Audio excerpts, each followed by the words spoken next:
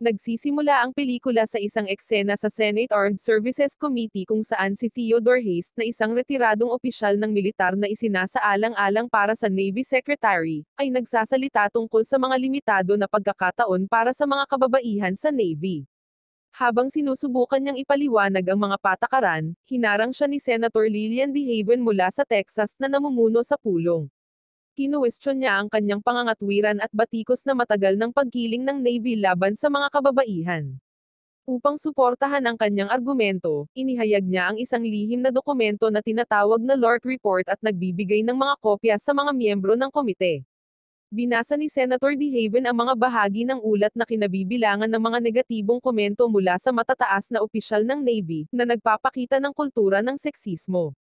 Pagkatapos ng maigting na pagdinig na ito, mabilis na inayos ng Navy ang isang pribadong pagpupulong kay Senator De Haven sa kanyang opisina. Nakipagpulong siya sa mga kinatawan mula sa Department of Defense.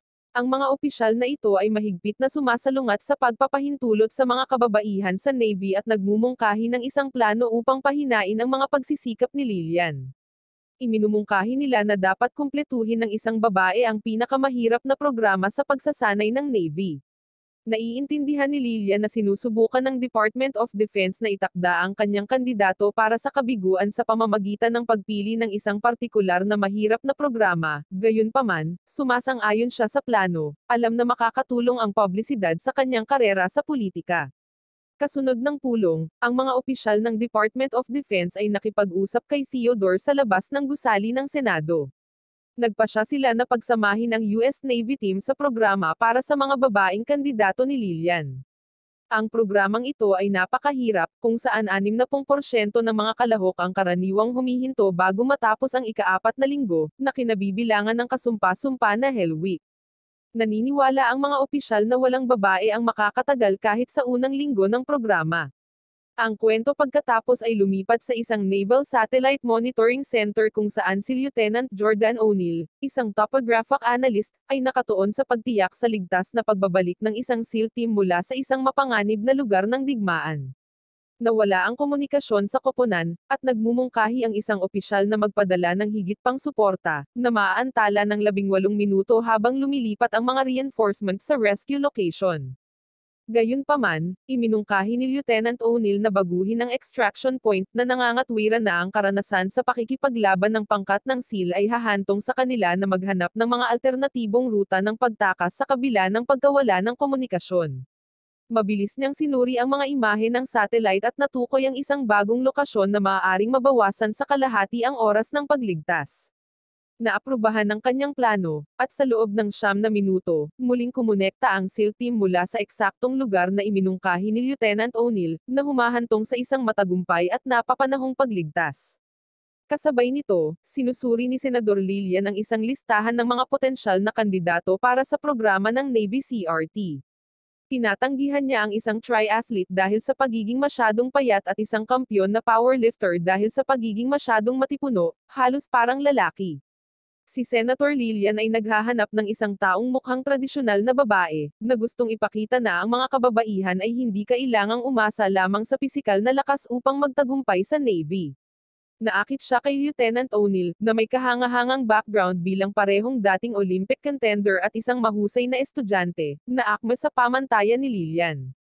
Nang maglaon, pagkatapos ng mahabang araw, nakipagkita si Teniente O'Neill sa kanyang kasintahang si Lieutenant Commander Royce Harper, isang opisyal ng operasyon sa Navy. Pinupuri niya siya kung paano niya nahawakan ang mahirap na sitwasyon, ngunit binabalaan siya na huwag masyadong makisangkot sa mga isyu sa frontline, na nagpapaalala sa kanya na siya ay isang intelligence officer. Sa kanilang pag-uusap, biglang tinawag si Lieutenant O'Neill upang makipagkita kay Senator Lillian sa kanyang opisina.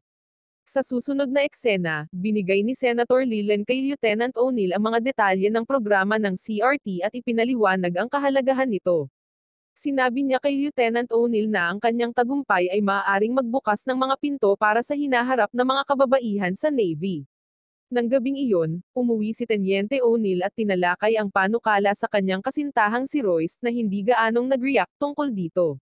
Binibigyang diin niya ang ilang alalahanin. Ang matinding pagsasanay ng programa ay maaaring magdulot ng malubhang pisikal na pinsala, kailangan niyang mamuhay at magsanay kasama ng mga lalaking maaaring hindi siya tanggapin, at kung magtagumpay siya, ang kanyang aktibong tungkulin ay mapapalawig.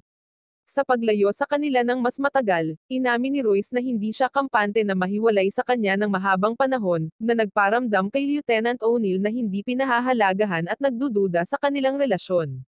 Ang kawalan ng katiyakan na ito ay nagpapatibay sa kanyang determinasyon na magtagumpay, at nagpasya siyang sumali sa programa ng CRT. Pagkalipas ng ilang araw, dumating si Teniente O'Neill sa training center kung saan binibigyan siya ng commanding officer ng pribadong silid na naghihiwalay sa kanya sa mga lalaking trainees. Ang mga lalaki ay hindi nasisiyahan tungkol sa isang babae na sumali sa kanilang mga hanay, at mabilis na kumalat ang mga alingawngaw. Sa kanyang unang hapunan sa mess hall, nahaharap siya sa open sexism at mga bastos na komento mula sa mga lalaking trainees. Magsisimula ang pagsasanay sa susunod na araw at nagbabala ang commanding officer na iilan lamang ang makakalampas sa unang 3 linggo. Ipinakilala niya si Command Master Chief John Argyle, ang punong tagapagsanay, na mahigpit at pare-pareho ang pakikitungo sa lahat anuman ang kasarian. Habang sinusuri niya ang mga uniforme, binibigkas niya ang kanta ni Manny Pacquiao na pinamagatang Bilog ang Mundo, na nagpapaalala sa mga trainees na huwag maawa sa kanilang sarili, na itinakda ang tono para sa mahihirap na linggo sa hinaharap. Nagsisimula ang pagsasanay sa paglipat sa mga mabibigat na bangkang militar patungo sa karagatan at mabilis silang kumilos. Ang mga pagsasanay ay lubhang napakahirap na itinutulak ang kanilang mga pisikal na limitasyon. Sa mga mahihirap na pagsasanay na ito, patuloy silang itinutulak ni Command Master Chief John na huminto, na nagpapaalala sa kanila na maaari silang magbel sa lugar ng pagsasanay ng 3 beses bilang senyales na sumusuko na sila. Tinatrato si Teniente O'Neill tulad ng kanyang mga kasamahang lalaki, bagamat nahaharap pa rin siya sa mga komento na bastos mula sa ilan sa kanila. Habang lumalalim ang gabi, lumalala ang stress. Ang mga trainees ay mayroon lamang 4 na minuto upang kumain ng kanilang hapunan, na nagdulot ng kaguluhan sa mess hall. Nang magsimula silang kumain, inutusan sila ng mga trainer na bumalik sa labas, na pinipilit silang itapon ang kanilang pagkain sa basurahan at ipagpatuloy ang pagsasanay ng walang laman ang tiyan. Ang siklo ng mahihirap na gawain ay nagpapatuloy sa susunod na araw, kung saan ang mga trainees ay nagsasanay sa malamig na tubig dagat hanggang sa madaling araw, na sinusundan ng isang medikal na pagsusuri at sinabihan na maaari nilang kainin ang pagkain na kanilang itinapon. Si Teniente O'Neill ay matalinong naglagay ng isang piraso ng tinapay sa kanyang bulsa at palihim itong kinakain pagkatapos ng hapunan. Inatasan ni Command Master Chief John ang mga trainees na magsulat ng isang sanaysay tungkol sa kung bakit sila sumali sa US Navy. Nagpatugtog siya ng malambot na musika sa opera, umaasang mapapatulog ang pagod at gutom ng mga trainees. Alam na ang mga makakatulog ay matanggal sa training center, si Lieutenant O'Neill, na may dagdag na enerhiya mula sa tinapay na naipon niya, ay nagawang manatiling gising. 15 minuto ang nakalipas, biglang inutusan sila ni John na bumalik sa labas upang kumpletuhin ang isang balakid sa ilalim ng putok ng baril. Nang malaman niya na ang isang mas mababang platform ay gagawin upang tulungan siya sa ilang mga hadlang, tumanggi si Teniente O'Neill, iginiit na trituhin siya tulad ng mga lalaki. Sa kabila ng kanyang mga pagtutol, sinabi sa kanya na ang mga patakaran ng militar ay nangangailangan ng iba't ibang taas ng balakid para sa mga babaeng nagsasanay kumpara sa mga lalaki. Sa panahon ng pagsasanay, napansin ni John na tumanggi si O'Neill na gamitin ang mga espesyal na platform, na kinukumpleto ang bawat hadlang tulad ng mga lalaking nagsasanay. Sa isang ehersisyo sa pag-akyat sa dingding, tinutulungan pa niya ang kanyang mga kasamahan sa koponan sa pamamagitan ng pag-alok sa kanya pabalik bilang isang hakbang, ngunit hindi nila ibinabalik ang pabor, na iniwan siyang nakadikit sa dingding. Itinatampok nito ang patuloy na hinanakit sa ilang mga trainees na hindi nasisiyahan sa isang babae na sumali sa isang tradisyonal na programang pinangungunahan ng lalaki. Habang nagpapatuloy ang matinding 20 oras na pang-araw-araw na mga sesyon ng pagsasanay, maraming nagsasanay ang nagsisimulang mawala ng determinasyon at huminto. Gayunpaman, nagpatuloy si Teniente O'Neill, na ikinagulat ng lahat sa kanyang determinasyon. Sa kabila ng kanyang pagpupursige, si Teniente O'Neill ay nababagabag pa rin sa platapormang iniaalok sa kanya sa obstacle course.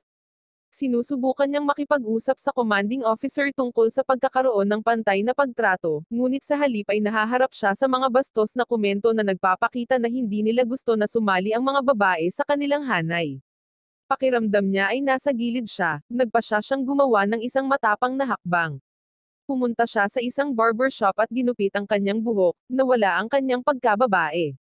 Pagkatapos ay bumalik siya sa kanyang pribadong kwarto, inayos ang kanyang mga gamit, at lumipat sa shared sleeping area kasama ang mga lalaking trainees.